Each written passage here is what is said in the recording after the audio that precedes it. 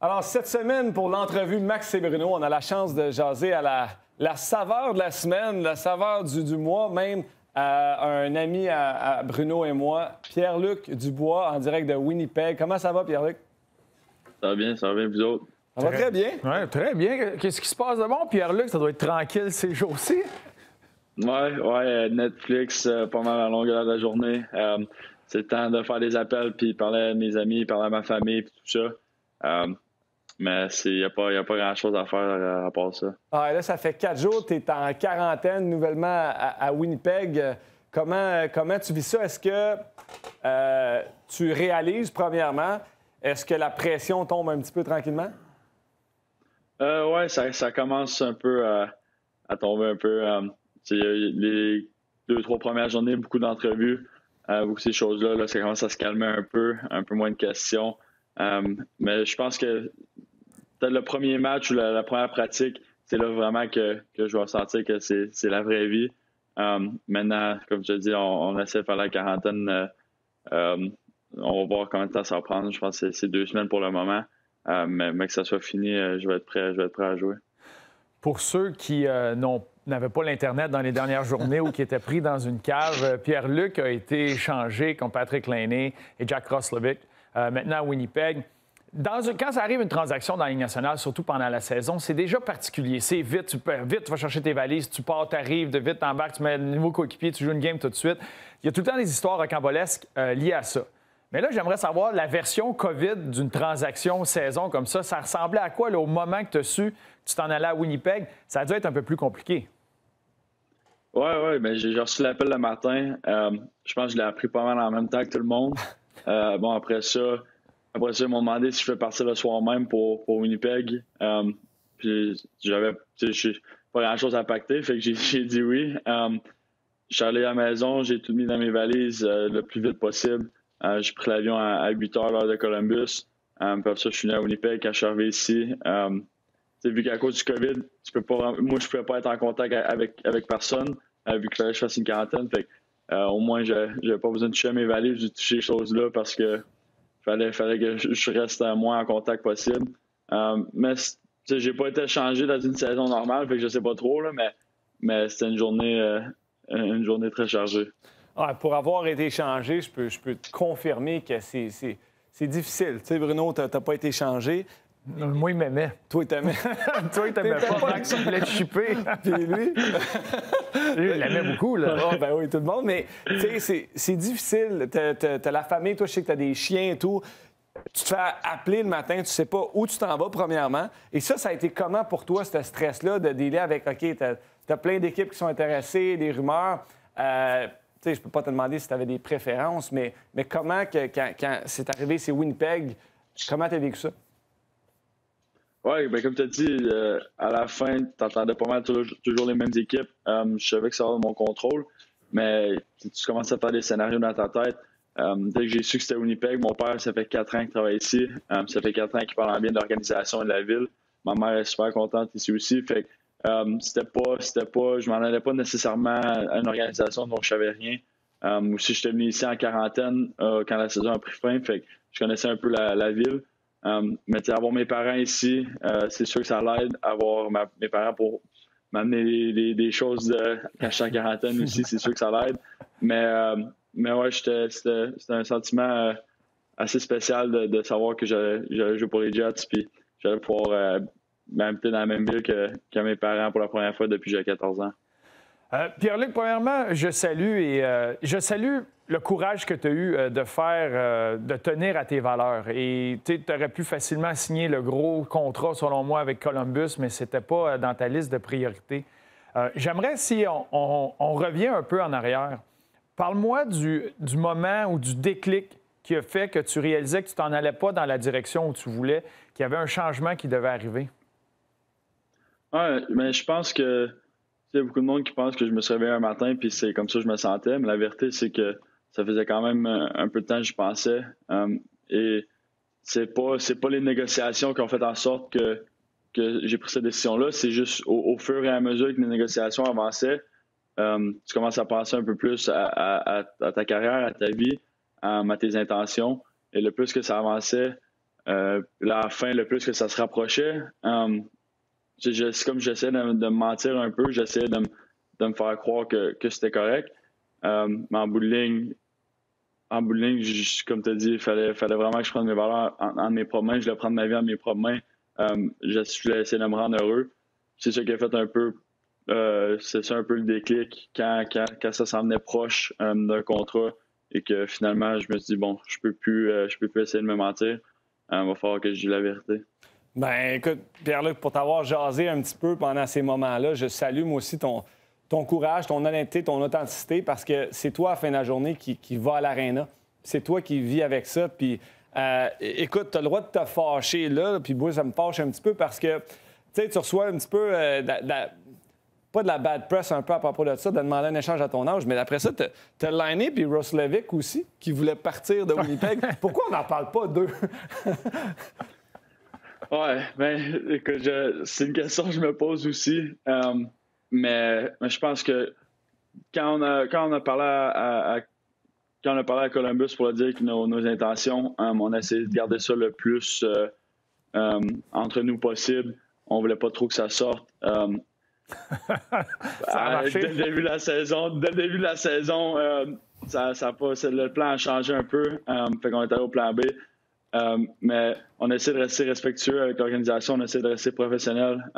On a signé un contrat de 2 ans avec eux pour leur donner un peu plus de temps à trouver quelque chose. Mais ouais, je suis pas le premier joueur de l'histoire de la Ligue nationale à demander un échange, je vais pas être le dernier.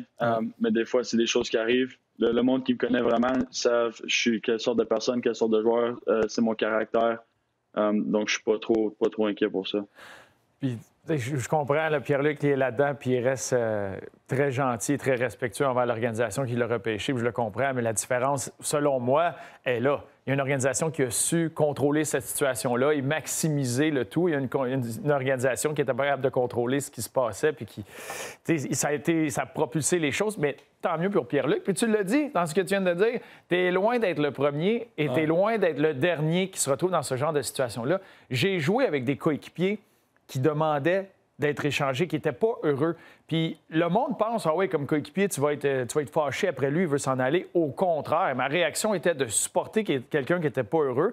Tu peux pas le forcer d'être heureux. Tu allais le voir, tu lui jasais, c'est sûr que tu essaies de comprendre, puis tu essaies de l'aider le plus possible. Puis moi, le seul commentaire qui venait, c'était « Hey, continue à te présenter. » Le gars continue à travailler fort, puis c'est tout ce que tu demandes de ton coéquipier, puis tu lui souhaites du bonheur. La différence, Bruno, c'est que souvent, ces joueurs-là voulaient se faire échanger parce qu'ils ne voulaient plus jouer avec toi. En tout cas, ça, c'est mon... Ouais, mais attends, là, j'ai une question. Moi, Pierre-Luc, là-dedans, là, tes coéquipiers à Columbus, il y en a-tu qui sont venus t'épauler là-dedans? Tu sais, qui a voulu se rapprocher pour vouloir t'épauler dans ce processus-là? Ouais, bien, je l'ai un peu, parce que, tu sais, ça avait sorti un peu dès que j'avais signé le contrat. Donc, avant le camp d'entraînement, je l'ai parlé aux gars, je l'ai leur un peu... Je savais qu'il y avait beaucoup de questions envers ma situation, fait que je voulais leur parler un peu plus de ça. Je leur ai dit mes intentions. Je leur ai dit que j'étais là pour répondre aux questions. Il y a des gars qui avaient plus de questions que d'autres. Il y a des gars qui étaient plus surpris que d'autres. Mais en général, tous les gars, comme tu as dit, en bout de ligne, on est des amis, on est des coéquipiers, on est des humains et on souhaite juste le bonheur pour ses amis.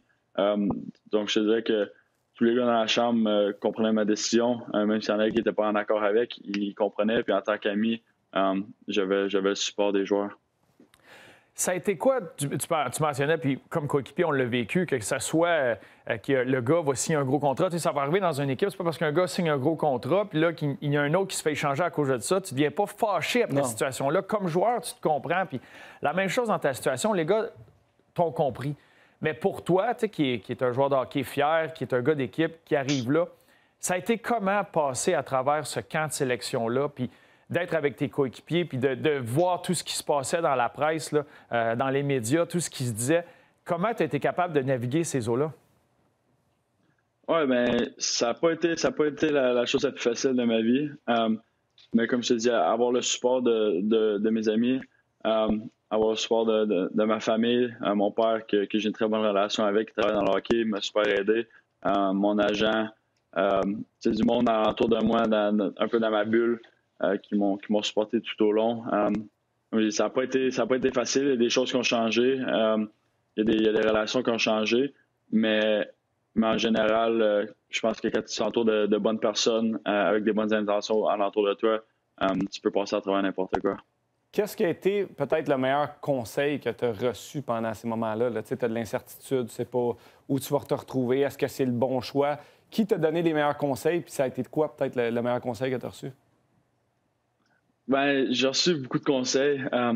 Moi, ce que j'ai toujours entendu, c'est que tu as juste une vie à vivre, tu as juste une carrière, ta carrière ne dure pas une éternité. Ça faisait déjà 3 ans que j'étais à Columbus. Le monde, t'as du monde qui dit ben, signe un 6 ans ou quelque chose comme ça, puis après ça, tu s'en iras, mais ça fait déjà 9 ans. Et quand tu es quelque part, après 2 ans, tu as déjà la pensée de vouloir t'en aller, ou ça fait 3 ans, tu as la pensée de vouloir t'en aller. Le 9 ans commence à être long. Tu as juste une carrière.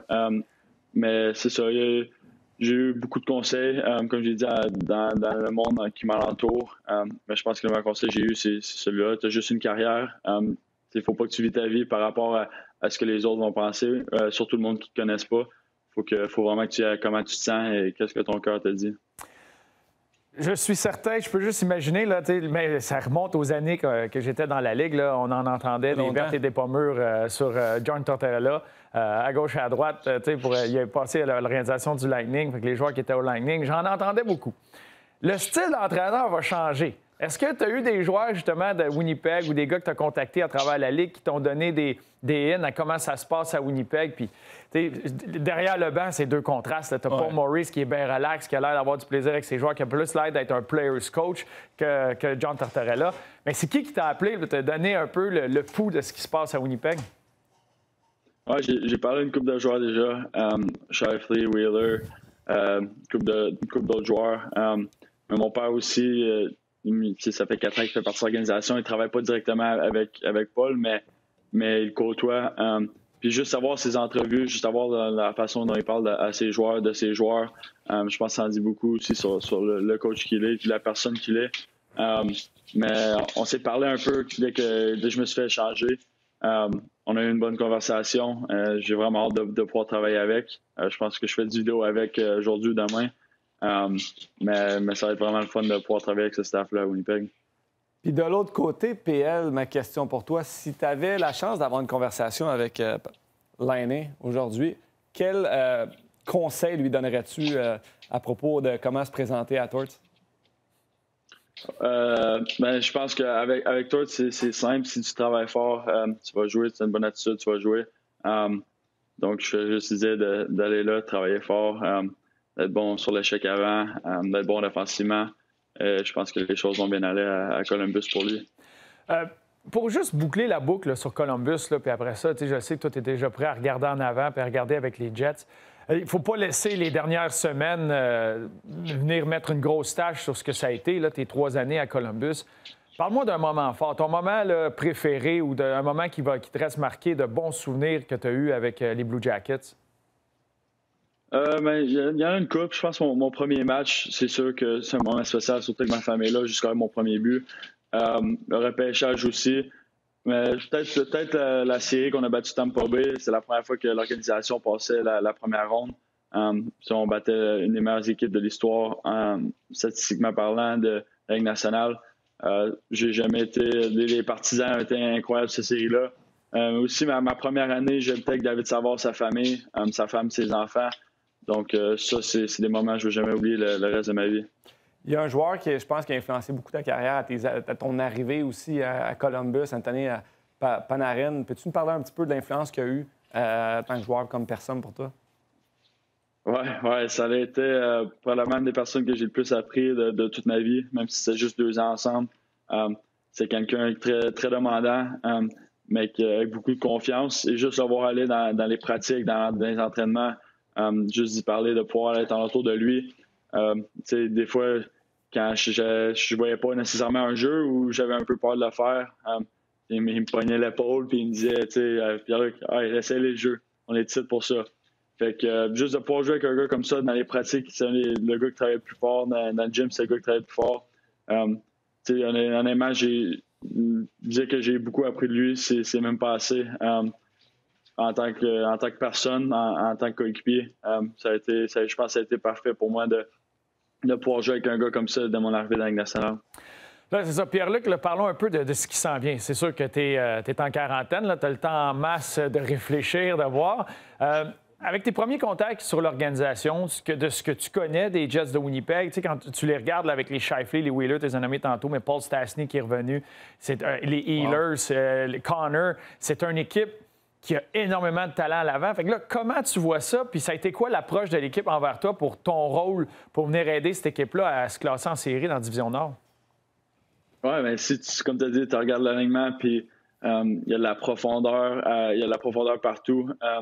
Tu as une très bonne offensive, des très bons défenseurs, puis un des meilleurs gardiens de la Ligue nationale. Mais quand je regarde le line-up, quand je regarde les matchs comme hier, c'est très excitant. J'ai très hâte de pouvoir faire partie de cet alignement-là. J'ai parlé, comme j'ai dit, quand je me suis fait changer, j'ai parlé au coach. Il a dit, ici, tu as des gars comme toi, tu as des gars qui sont gros, qui sont forts, qui sont capables de bien jouer défensivement puis offensivement, qui sont capables de faire des jeux. Donc, je pense que ça va être un fit parfait ici avec les Jets, mais comme j'ai dit, j'ai vraiment hâte de pouvoir rentrer et commencer à jouer avec eux. Est-ce qu'ils t'ont parlé de jouer à la défense ou de jouer avec 4 attaquants et un défenseur? Je regarde la formation, ça fait un bout, mais je sais que les Jets regardaient pour... Ils ont perdu tellement de gros morceaux à la défense, hein, les Myers, les Trouba, les Byfuglien pendant un moment à la défense. C'est une défensive qui surprend d'année en année. C'est sûr que quand tu as le Buck derrière le filet, mais ça va être très intéressant de voir comment tu vas jongler. Puis quand on parle un peu partout dans la Ligue, on aime ça parler des monstres à 2 têtes. Ouais. Mais là, moi, je regarde Connor jouer avec sa vitesse, les Ehlers, son début de saison. On commence à parler d'un monstre à 5 à 6 têtes. Là. Oui, Stastny, j'ai eu la chance de jouer avec Paul Stastny. Pour moi, on a vu hier ça passe et tout. C'est des joueurs, ça va être très dangereux. Comme tu dis, un monstre à 2 têtes, tu peux revenir avec plusieurs options. Puis ça, je pense, Pierre-Luc, toi, tu es un joueur de hockey. Pour moi, tu es très authentique. Tu veux jouer au hockey. Tu es bon dans une structure, mais à la fin de la journée, tu veux faire des jeux, puis tu vas avoir la chance de montrer ton talent sur la glace. Tu envisages ça comment avec d'autres joueurs comme ça? Oui, c'est très excitant, comme tu as dit. Je pense que si tu regardes les équipes qui gagnent les Coupes Stanley, c'est des équipes qui sont capables de jouer partout. C'est des équipes qui sont capables de jouer dans tous les sens. Je regarde les Jets, les joueurs qui ont... Si c'est un match physique que tu veux jouer, ils sont capables. Si c'est rapide, ils sont capables. Si c'est juste faire des jeux offensifs, ils sont capables. C'est ça, je trouve, qui est intéressant de cette équipe-là, c'est qu'ils peuvent jouer tous les styles de jeu. Et je pense que quand tu regardes les équipes qui gagnent, c'est des équipes qui sont capables ils ont une identité, bien sûr, mais sont capables de jouer tous les styles possibles, sont capables de s'adapter. Et tu regardes l'alignement des Jets et parler au staff, c'est ça qu'ils disent. Ils veulent être une équipe qui peut jouer de toutes les façons possibles. Donc, de pouvoir faire partie d'un groupe comme ça, c'est assez spécial. Et à mon avis aussi, pour en rajouter là-dessus, une des difficultés de jouer à Winnipeg, c'est l'avantage de la glace. C'est un des buildings, sinon le building. Donc, c'est sûr qu'on enlève les fans, là. Ouais. On enlève les fans, c'est certain, mais on dirait que la glace est petite pour la grosseur des joueurs qui seront là. C'est un building, une place intimidante. Là, ils vont finir par revenir, là, les partisans, là, je crois, dans les prochaines années. Donc, c'est une place très intéressante. Juste question rapide, là. Nouveau départ, peut dire, ton choix de numéro. T'as-tu un nouveau numéro? Tu changes ça? Tu gardes-tu le même? Oui, mais un de mes meilleurs amis m'a texté aussitôt que je me suis fait changer. Il a dit, bon, Pierre, j'ai checké le line-up. Le 18 il est pris. Mon deuxième choix, c'était le 11. Le 11 il est pris. Puis mon troisième, c'est 81. 81 il est pris. J'ai pensé à faire... c'est ça. J'ai pensé à faire honneur à Max. Mais en bout de ligne, j'ai choisi le 13. Ah, comment? C'est-tu un scoop? Tu nous donnes ça un scoop aussi à Max et Bruno que tu vas avoir le numéro 13? Non, c'est déjà sorti. Je voulais le numéro à Max, là, mais il est retiré, je pense, dans toutes les arénas. Ouais, c'est ça. Ils ont fait ça. Puis c'est quoi l'histoire derrière le 13? Honnêtement, c'est juste un numéro que j'aime depuis un bout. Cam Atkinson aussi à Columbus qui a été super pour moi. Il y avait le 13, un de mes amis d'enfance, il y avait le 13 aussi, fait que lui il poussait fort pour ça. Mais je sais pas, c'est juste un numéro que j'aimais. Je voulais pas aller trop haut non plus. Quand j'étais plus jeune, j'avais 90, 92, 96, mais je voulais pas retourner là-dedans. Fait que 13, ça faisait du sens. J'aime ça. J'aime le numéro 13, mais 25, t'aurais très, très, très bien fait. Pierre-Luc, on te l'a demandé avant d'entrer en nombre, mais là, tu t'en vas à Winnipeg. Ton père est là, il va pouvoir te checker. Tu vas-tu, après ta quarantaine, tu vas-tu aller habiter chez tes parents? Non, je pense pas. Ma mère, elle pousse fort pour ça, mais je pense que je vais rester dans la maison ici peut-être jusqu'à la fin de l'année.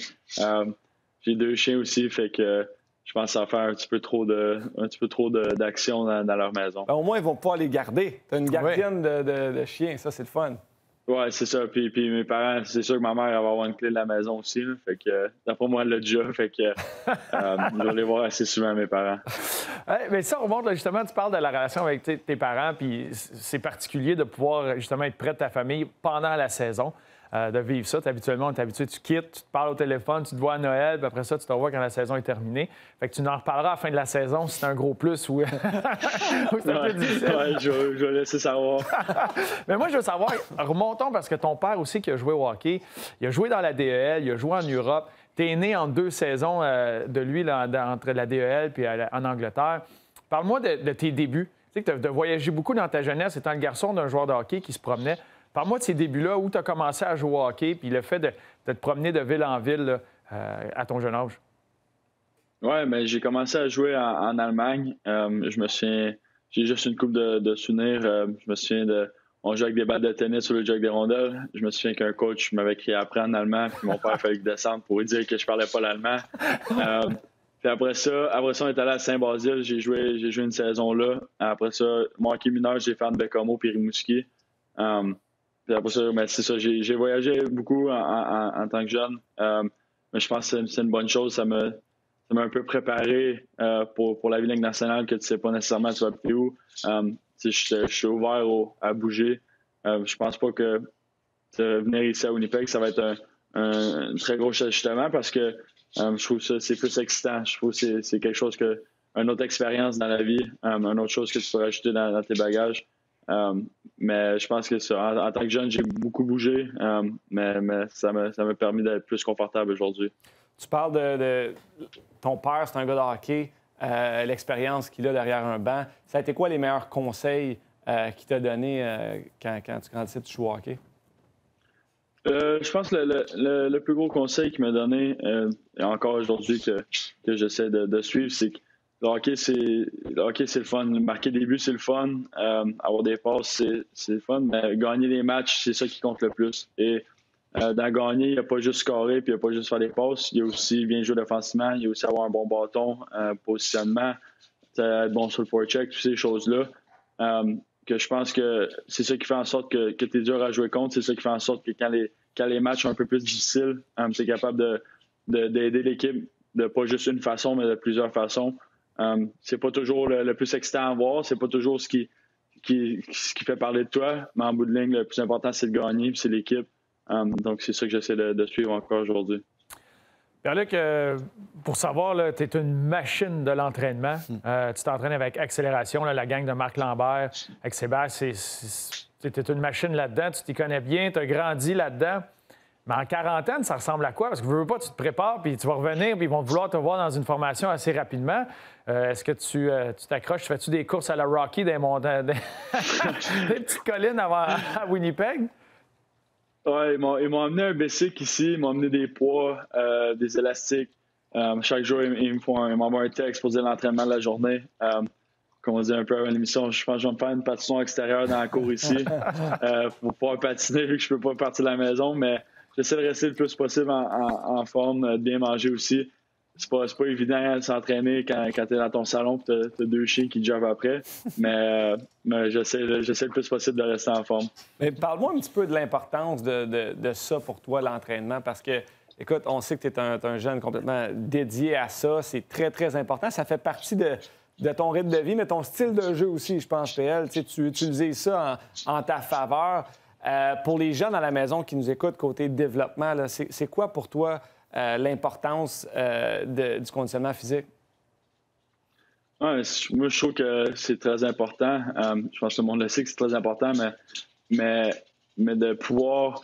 Tout le monde parle d'améliorer son coup de patin, d'améliorer son tir, d'améliorer ses mains, mais c'est juste un autre atout pour toi d'être en forme. C'est juste un autre atout de pouvoir jouer 25 minutes sans être fatigué. C'est juste un autre atout de pouvoir gagner tes bâtons 1 contre 1. C'est fait quand même pas facilement, mais c'est moins difficile. je pense que c'est très important. Mais en plus, c'est comme ça que tu améliores ton coup de patin, c'est comme ça que tu améliores ton tir, c'est comme ça que tu améliores beaucoup d'aspects dans ta game. Depuis j'ai 16 ans. T'sais, avant, quand j'étais plus jeune, je m'entraînais un peu, mais quand tu es jeune, c'est plus pour le plaisir. Je pense à 16 ans, c'est là que j'ai commencé à plus à prendre au sérieux. Puis j'ai commencé à avoir un gros changement, pas juste dans ma game, mais dans ma vie aussi. Pierre-Luc, tu parles d'atout. Hein? Tu parlais d'être en forme, ton patin, ton lancer, mais tu as été une bête dans la bulle à Toronto, en série, quand c'était les matchs importants. Tu as levé ton jeu d'un cran.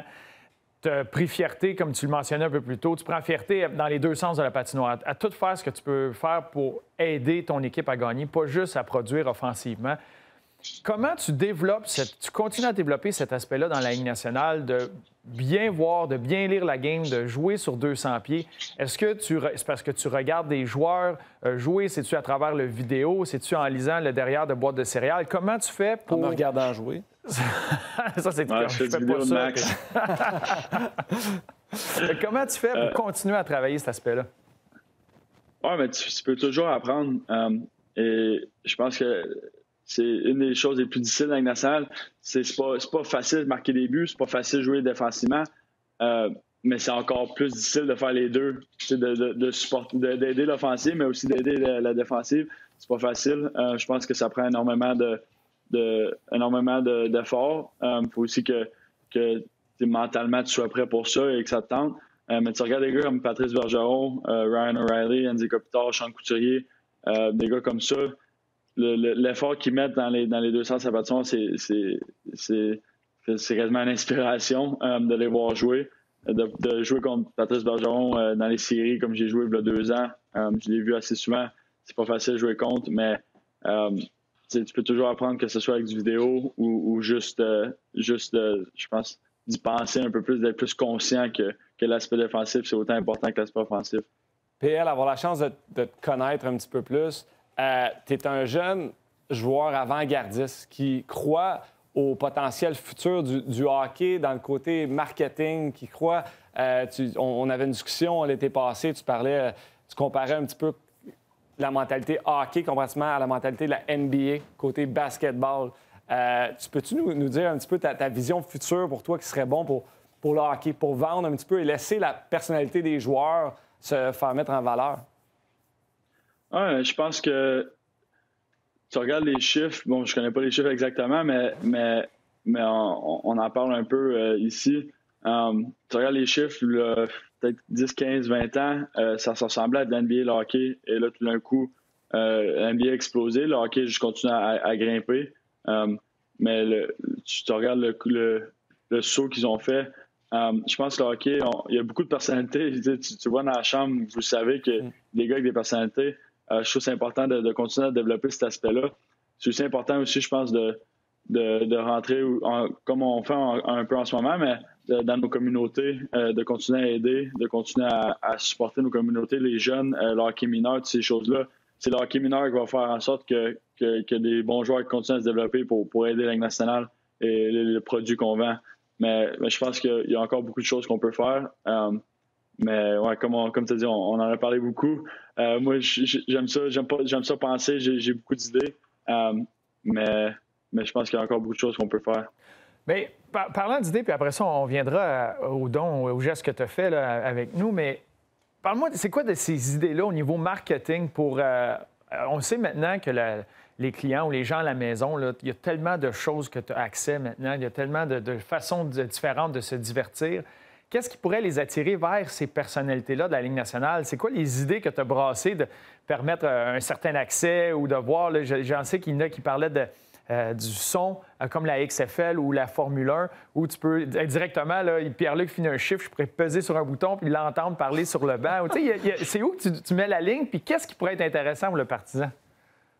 Oui, mais c'est ça qui est un peu... Bon, la situation actuelle avec le COVID, qu'il n'y a pas de partisans dans les estrades, c'est sûr que c'est pas évident, mais c'est ça aussi que je pense que ça peut être une opportunité pour être un peu plus créatif. Je pense que dans la bulle, ils ont essayé des choses, mais aujourd'hui, avec les réseaux sociaux, il y a beaucoup de choses qui changent et la vie est beaucoup plus rapide aujourd'hui. Moi, je ne suis pas nécessairement la NFL ou la NBA, mais je suis au courant de tout ce qui se passe à cause d'Instagram puis à cause des vidéos de 1 minute que tu vois, ou à cause de juste des faits saillants des matchs.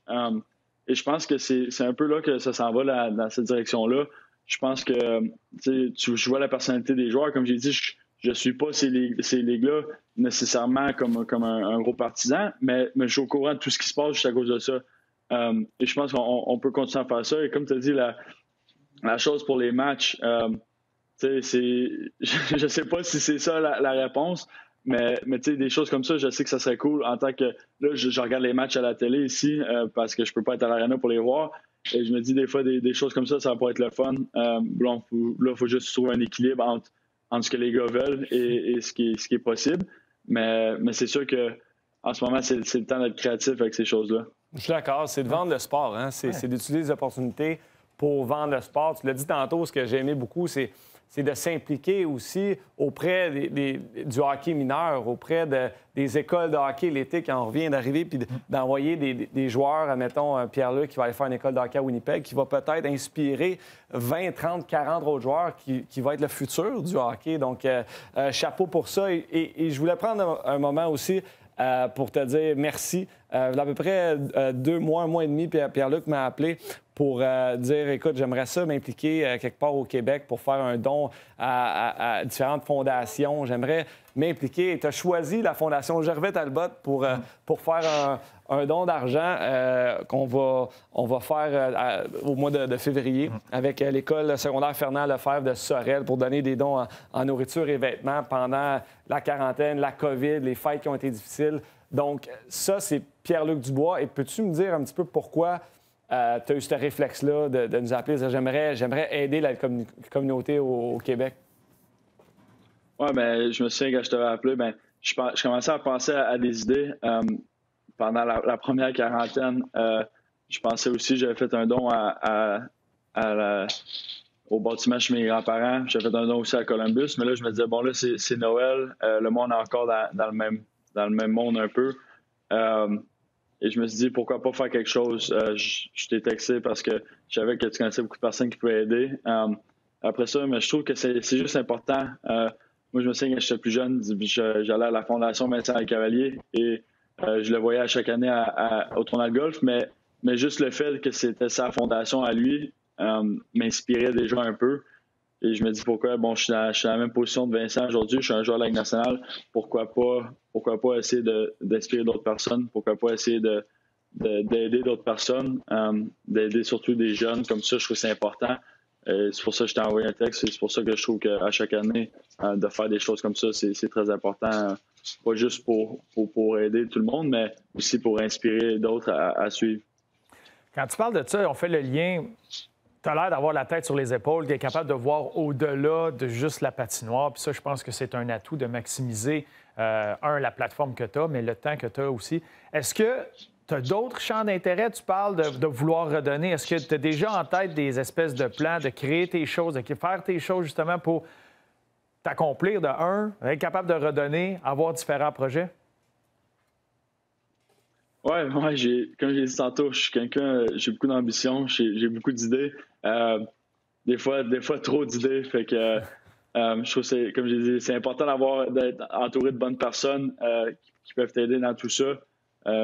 J'ai beaucoup d'idées par rapport à ce qu'on peut faire pour la communauté ici, à Winnipeg, à Montréal, à Rimouski d'où je viens, à Bécomo, toutes ces choses-là.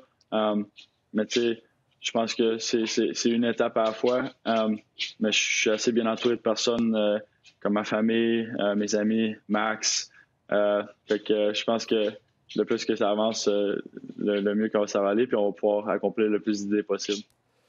Pierre-Luc, je sais qu'il y a plusieurs fans de Montréal qui nous écoutent aujourd'hui et qui auraient aimé t'avoir pour le Canadien de Montréal. Je ne te poserai pas la question si toi, tu aurais aimé être ici, mais je pense que ça se doit de tu l'as déjà mentionné, tu es un gars qui est fier et il aurait aimé ça peut-être venir à Montréal, mais regarde, tu es à Winnipeg, tu es un Jets, on va te regarder. On va le voir souvent. Bonne chance et on va te voir souvent. On va le voir souvent, oui. Exactement. Puis les fans du Canadien vont avoir la chance de te regarder jouer. Donc, merci pour ton temps. Bonne chance. On te souhaite que la quarantaine ne soit pas si difficile. Puis beaucoup de succès pour toi et les Jets. Merci beaucoup. Ouais, merci Pierre-Luc. Respect. Wow. C'est quel jeune homme mature. Il ne faut pas oublier que c'est un jeune homme de 22 ans qui a vécu toute cette gamme-là d'émotions médiatiques, personnelles dans les dernières semaines. Et ça ne doit pas être facile, d'assumer sa décision. En début d'entrevue, quand il dit « Moi, regarde, c'est ça mes valeurs, c'est ça. » Puis c'est lui qui s'en va à l'aréna avec son sac de hockey le matin. Puis lui, il s'est dit « Regarde, j'ai besoin d'un changement. » Il l'a demandé et il vit avec.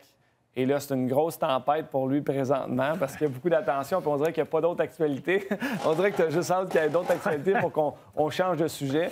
Mais cette tempête-là va passer. Puis il va avoir la chance bientôt de performer avec une autre formation. Parce que, sans dire que c'est coutume, c'est quotidien, que ça arrive tout le temps, mais j'ai joué avec des joueurs malheureux de se présenter à l'Arena qui étaient très malheureux. Puis en la grande majorité, il y en a qui font rien, qui ne changent absolument rien, puis qui se creusent un trou tout seul.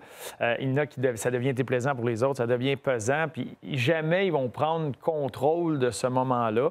C'est une mentalité qui est en train de changer. On l'a vu changer dans les autres sports où les jeunes joueurs ont de plus en plus de contrôle. C'est une jeune ligue. Tu le vois, puis il ne l'a pas fait parce qu'il aurait pu signer le gros contrat, les millions. Il aurait pu facilement se retrouver dans une situation où il est extrêmement bien payé, c'est le joueur vedette. On appelle ça le punch-in, punch-out. Il se présente à l'aréna, c'est correct. Puis tout le monde, il dirait autour, ben voyons donc, t'avales la pilule, c'est pas grave, le salaire que tu fais, vas-y.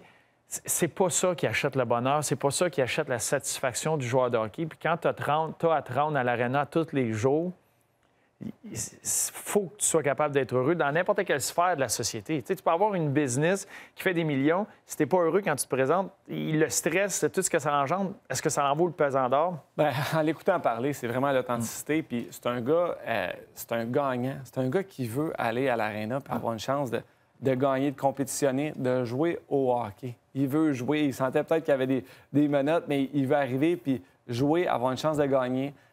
S'amuser. Puis il a dit, si, admettons, je signais un contrat de 6 ans, ça fait déjà 3 ans qu'il était à Columbus, tu te retrouves, ça fait 9 ans que tu es là, puis tu n'as pas goûté à rien d'autre. Donc, il a pris sa carrière en charge.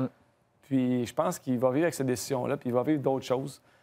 Donc, très content pour lui. Puis c'est un jeune, c'est le fun à écouter, un jeune comme ça, qui voit tous les aspects de la game aussi. T'sais, il comprend ce qui se passe alentour du hockey, le marketing, la fondation. Puis il a 22 ans, c'est ça qui est magnifique.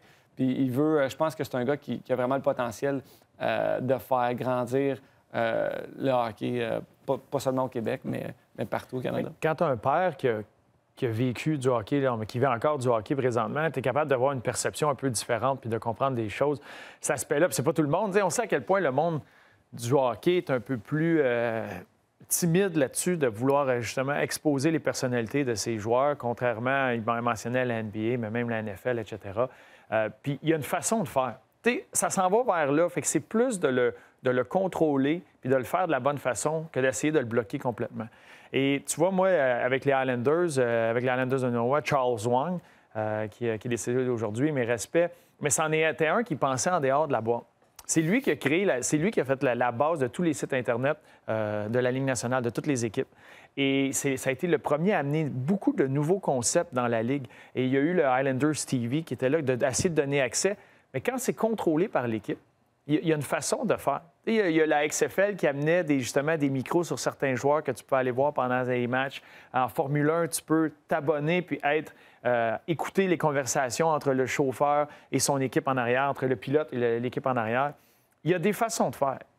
La seule affaire là-dedans, c'est que tu as la Ligue nationale, je pense, et aux équipes, d'aller de l'avant et de prendre contrôle pour que ça soit bien fait, que de laisser éventuellement juste l'argent guider ces décisions-là, puis ouvrir la porte quand les joueurs vont être réticents. Mais il y a du potentiel. Mais ça a été un petit peu un des côtés positifs de la COVID. Ça a été qu'ils ont été dans la bulle à Toronto, Edmonton. Ils ont pu essayer des choses avec différents angles de caméra, différents bruits dans les estrades. Pour eux, c'est regarde, on essaie quelque chose de nouveau. On va voir s'ils vont garder des choses innovatrices comme ça. Ça va continuer, mais on l'espère parce que faut s'adapter aux autres sports, il faut continuer de progresser. Pat Brisson discutait avec nous il y a 3 semaines. Il parlait d'une division européenne. C'est des choses, ça vaut la peine d'être le premier sport qui serait peut-être international dans une ligue. C'est des choses que je crois pour que le hockey continue à grandir, qui serait très bien. Là, je regarde mes prévisions du début de la saison, là, puis là, je le regrette. J'ai déjà des regrets. C'est dur d'essayer de prévoir qui va finir où avant que la saison commence. Tu vois les équipes jouer. J'ai pas placé les Jets en série. Non? Puis j'arrête pas, là, gars. Je me promène, là, puis je vois la formation, puis je vais... La qualité de ce qu'ils ont à l'avant. Ouais. On est avec le dernier match qui vient. Le gardien de but aussi, hein? Le gardien de but. Puis ils ont une défensive qui trouve le moyen par communauté en gang de bien faire. Tu vois, j'avais placé les Canucks là. Ça peut changer vite, mais j'avais placé les Canucks en série et pas les Jets. Et présentement, je ne devrais pas le dire trop fort. Mais je suis pas le premier qui dit ça. Tu n'es pas celui qui connaît le plus ça aussi. En tout cas, c'est les commentaires que je reçois. Oui, tu reçois beaucoup. Moi, j'avais mis le Canadien en tête de liste et on voit, après 2 semaines de jeu, que le Canadien va très, très bien. Ouais. On en parle à Max et Bruno cette semaine. Si vous n'avez pas la chance d'écouter, allez voir le rds.ca pour écouter Max et Bruno. Vraiment, les prédictions, je remporte les paris haut la main jusqu'à présent. Alors, je vais ressortir la vidéo que tu danses, là. C'est avec la conséquence de Marc-André. Moi, je te laisse tout le temps une petite avance en début de saison. C'est ma stratégie. Oui. Alors, merci d'avoir été là. Super intéressant. Pierre-Luc Dubois, c'est tout un vrai. Puis, j'ai hâte de le voir discuter des matchs avec le chandail des Jets. À la semaine prochaine.